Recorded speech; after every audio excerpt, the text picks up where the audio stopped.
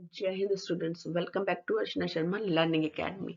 आज हम बात कर रहे हैं यूनिट 3 के जिस टॉपिक की, उसका नाम है ऑर्डर लेटर। और ये सबसे ज़्यादा इम्पॉर्टेंट टॉपिक इसलिए हो जाता है कि जब हम किसी को ऑर्डर लेटर भेजते हैं तो उसके बेसिस पर हमारा आगे आने वाला बिजनेस शुरू होता है। तो ऑर्डर लेटर बहुत ध्यान से बनाना होता है। तो इस वीडियो में ऑर्डर लेटर कौन लिखता है और इसके फीचर्स क्या होते हैं, ये क्यों इम्पोर्टेंट होता है, इसके बारे में बात करेंगे। तो चलिए वीडियो शुरू करते हैं। उससे पहले चैनल को सब्सक्राइब कर लीजिए ताकि सारे वीडियोस आपको वन बाय वन मिल जाए। प्लेलिस्ट में हमने लगभग सारे वीडियोस आपको डाले हुए हैं जो इस सब्जेक्ट से संबंधित हैं। तो चलिए वीडियो शुरू करते हैं। आज हमारा टॉपिक रहेगा ऑर्डर लेटर। ये सभी वीडियोस हम आपको ऑलरेडी प्लेलिस्ट में दे चुके हैं। तो आपको लेना है एक पेन और लेना है वही रजिस्टर जिसमें आप हमेशा नोट करते हैं सॉफ्ट स्किल के छोटे छोटे tips. Order letter business letter का सबसे इम्पॉर्टेंट लेटर, क्योंकि इस पर बाकी आने वाला बिजनेस डिपेंड करता है।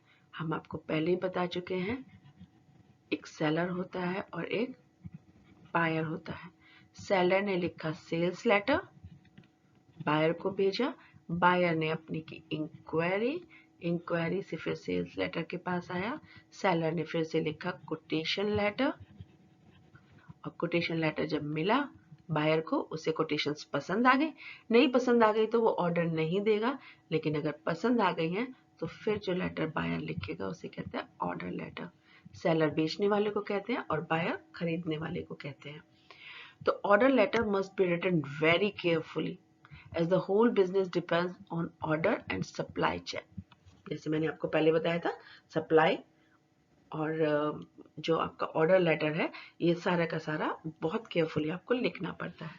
सबसे पहले thanks to the supplier, supplier को थैंक यू बोलना है ताकि उसने जो कोटेशन आपको भेजी है उसके लिए थैंक यू बोलना है। और अगर सप्लायर ने टर्म्स कंडीशन और डिस्काउंट आगे से आपको अपनी साइड से ऑफर किए हैं तो उसके लिए भी आप उसको थैंक यू बोलेंगे। सभी इसेंशियल डिटेल्स जो गुड्स के हैं, एग्जैक्ट ट्रेड नाम के साथ, क्वालिटी के साथ, साइज के साथ, shape, colour, design, style, mode, मतलब जो कुछ भी है आप एक चार्ट के रूप में उसको प्रॉपर खोल कर दीजिए। मेरे को ये सामान चाहिए, ऐसा नहीं कह सकते आप मुझे 50 लैपटॉप भेज दीजिए। अरे बाबा, 50 लैपटॉप तो भेज दूं, ये बताइए किस कंपनी का भेजना है, किस साइज का भेजना है, उसका कवर स्क्रीन का कलर अगर कोई अलग अलग है, सिल्वर है, ब्लैक है या कोई और कलर है, वो भेजना है। उसके बाद स्क्रीन साइज उसका क्या होना चाहिए, उसके बाद उसकी जीबी रैम वगैरह कितनी, कुछ तो आप भेजेंगे। 50 लैपटॉप भेज दीजिए, ऐसा नहीं होता है। ऑर्डर लेटर में हर चीज बहुत ध्यान से लिखनी पड़ती है। सपोज करिए आपने यहाँ पे लिख दिया मेरे को 10 लैपटॉप चाहिए, डेल के चाहिए और ब्लैक कलर में चाहिए। अब वो परेशान है, भाई कितने इंचेस का दूं मैं आपको, कितना जीबी रैम का आपको दूं मैं, या कितना आपने स्टोरेज उसके अंदर मांगा, आपने कुछ नहीं लिखा तो कोटेशन लेने वाला ही परेशान हो गया। तो आपको हर चीज डिटेल में देनी है, कंप्लीट। डिटेल का मतलब ये नहीं है आप अपने सारे दिल के ख्वाहिशें उसमें लिख दें। डिटेल का मतलब है उस पर्टिकुलर टॉप जो आप मंगा रहे हैं उसका डिटेल देना है, कंप्लीट करनी है उसकी डिटेल को और ब्रीफ में लिखना है। The exact quality desired for each item in words as well as figure to avoid confusion। Confusion का कोई स्पेस ना छोड़े, फिगर्स में लिखें और साथ साथ में वर्ड्स में भी लिख दें। जैसे आपने लिखा 10 तो उसके नीचे लिख दीजिए TEN 10, इस तरीके से। कोई स्पेशल इंस्ट्रक्शंस पैकेजिंग या फिर किसी और मोड ऑफ ट्रांसपोर्ट के लिए आपको देनी है तो आप उसे भी रिक्वेस्ट कर दीजिए कि आपको गुड्स जो है वो इस रूट से चाहिए या इस वाले ट्रांसपोर्ट से चाहिए, या कोई भी ऐसी चीज जो आप चाह रहे हैं पैकेजिंग वगैरह को लेकर कि सेफ और सिक्योर है, तो वो आप प्लीज मेंशन कर दीजिएगा। Special instructions about the insurance, goods के इंश्योरेंस का, अगर जैसे रास्ते में आता जाता है ना सामान तो कभी कभी डैमेज हो जाता है, तो उसके इंश्योरेंस पॉलिसीज अगर कोई है तो उसके बारे में भी आप बात कर लीजिए। स्पेसिफिक डेट और टाइम बताइए आपको कब डिलीवरी चाहिए। आपने लिखा है एज सून एज, आपके लिए तो एज सून एज हो गया 3 दिन, और उसके लिए एज सून एज आ गया 7 दिन, क्योंकि उसको पैकेजिंग भी करनी है, आपका पैकेट भी बनाना है, उसको डिलीवरी का कंसाइनमेंट भी देखना है कि ट्रांसपोर्ट कब कब अवेलेबल है आपके पर्टिकुलर एरिया में आने के लिए, तो उसे सब कुछ देखना है। उसका एज सून एज 7 दिन हो गया, आपका एज सून एज केवल 3 दिन है। तो कंफ्यूजन ना करें, डेट मेंशन करें कब आपको चाहिए। और आफ्टर सेल सर्विसेज आपको क्या मिलेंगी इसके बारे में इंश्योर करिए। आफ्टर सेल सर्विसेज क्या होती है? किसी ने आपको सामान बेचा और उसके बाद उसके वर्किंग में कोई प्रॉब्लम आ रही है, तो जब भी आप कंपनी को लिख रहे हैं वो कह रहे हैं नहीं जी हाँ पॉसिबिलिटी नहीं है, आप सामान हमें भिजवा दीजिए, फिर हम आपको सही करके भिजवा देंगे। तो इसका मतलब क्या हुआ? आपके लाने ले जाने का जो चार्जेस है वो भी आपको देना पड़ेगा। तो आफ्टर सेल सर्विसेज का बहुत ज़्यादा महत्व होता है बिजनेस की कॉस्ट को कम करने में, तो इसलिए इसका मेंशन होना ज़रूरी है। अगर कोई और टर्म्स ऑफ कंडीशन है या पेमेंट वगैरह है तो आप उसको बता दीजिएगा कि किस तरीके से आपको पेमेंट उसका करना है, क्योंकि वो कोटेशन लेटर में लिख चुका है। आप कुछ लिबर्टी लेना चाहते हैं तो उससे बात करने के बाद आप ये सब डाल सकते हैं। The writer must be careful while drafting order letter because it has a legal significance. क्योंकि आप रिटर्न कम्युनिकेशन कर रहे हैं तो एक लीगल जो प्रमाण है ये बन सकता है, इसलिए इसको बहुत ध्यान से रखें।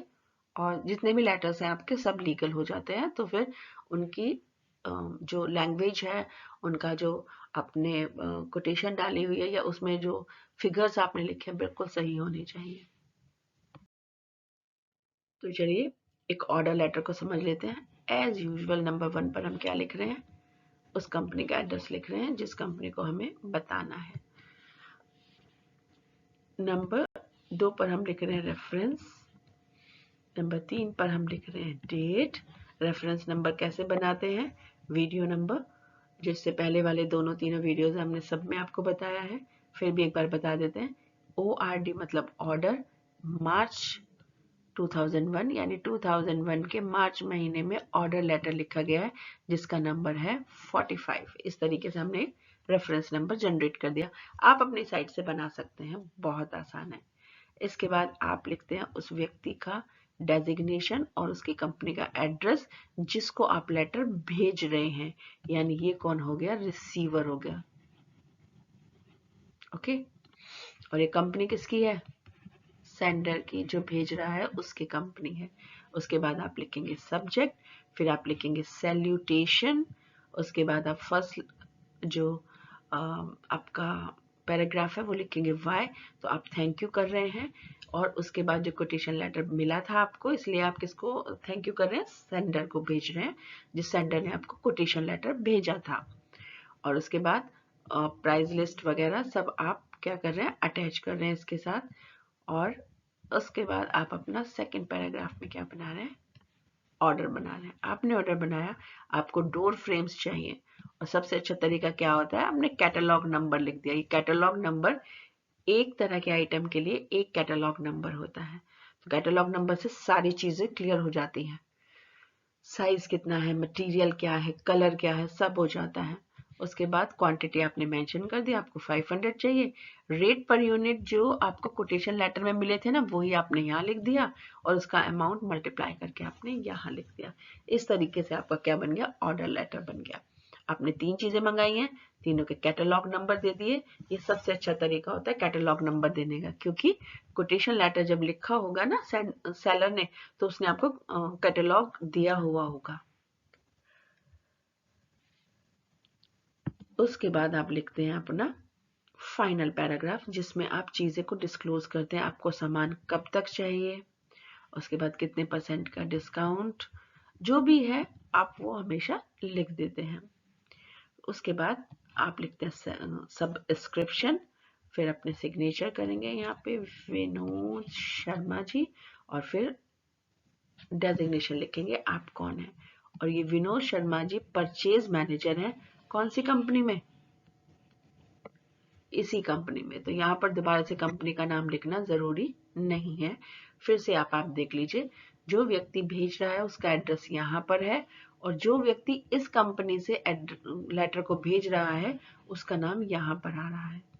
यहाँ पर आप उस व्यक्ति का डेजिग्नेशन लिखेंगे जो इस लेटर को लेगा, रिसीव करेगा। तो इस तरीके से एक ऑर्डर लेटर बन जाता है। ये दूसरा ऑर्डर लेटर है, इसको भी आप एक बार चेक कर सकते हैं। नंबर 1 कंपनी का नाम, number 2 reference, number 3 date, number 4 पर रिसीवर का एड्रेस और कंपनी, 5 नंबर पर सब्जेक्ट, देन 6 नंबर पर सैल्यूटेशन डियर सर या मैडम। फिर बॉडी आपको लिखनी है जो 3 पैराग्राफ में डिवाइडेड है, थैंक्स नोट में, प्लेजरिंग में, उसके बाद डिटेल्स में, और उसके बाद एक्सपेक्टेशन आपको क्या है, रिसीवर से आप क्या उम्मीद कर रहे हैं वो लिखेंगे। उसके बाद यहाँ पर लिखेंगे नंबर 7 आ गया, और फिर नंबर 8 पर आप लिखते हैं सबस्क्रिप्शन। फिर एड्रेस नंबर 9 पर आएगा, और यहाँ पर आप लिखेंगे राहुल शर्मा जी। इस तरीके से आपका लेटर कंप्लीट हो जाता है। एक ऑर्डर लेटर और हमने आपको एग्जाम्पल के रूप में दिया है, ये भी आप चेक कर लीजिए, आप खुद बताते रहिए इसको। ये क्या है? ओके, ये किसका एड्रेस लिखा हुआ है बताइए, ये कौन सी लाइन है? इसे क्या कहते हैं? ये क्या है? फर्स्ट पैराग्राफ आपसे क्या कहता है, सेकंड पैराग्राफ में आप क्या लिखते हैं, और थर्ड पैराग्राफ क्यों लिखा जाता है, फिर इसको क्या कहते हैं, और ये कौन सा ब्लॉक है जिसमें आपको विनोद शर्मा जी के साइन भी करने पड़ रहे हैं। तो इस तरीके से अगर आप मेरे सारे आंसर्स दे पाए हैं तो इसका मतलब आपने लेटर लिखना सीख लिया है। अब लेटर लिखने के लिए आपको आज क्या टिप्स दें हम एग्जामिनेशन में, लेटर लिखने के लिए ये टिप्स तो आपको पता ही है, ठीक है, आपको ये टिप भी पता है। कोशिश करें जब आप यहाँ डेट लिख रहे हैं तो उसको कभी भी ऐसे ना लिखें, क्योंकि अलग अलग पैटर्न के हिसाब से कहीं कहीं पर ये मंथ होता है और ये डेट होती है और ये ईयर होता है, और कहीं कहीं पर अगर आप यही लिख देते हैं तो ये तो हमारी डेट होती है, ये हमारा मंथ होता है और ये हमारा ईयर होता है। तो कोशिश करें आप ऐसे ना लिखें, डेट को क्या लिखें,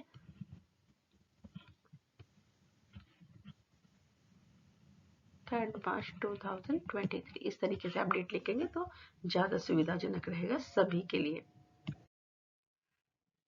नोट्स हमारे डिस्क्रिप्शन बॉक्स में जो लिंक है उसमें आपको मिल जाएंगे, और अगला लेटर हमारा आएगा क्लेम एंड कंप्लेंट का।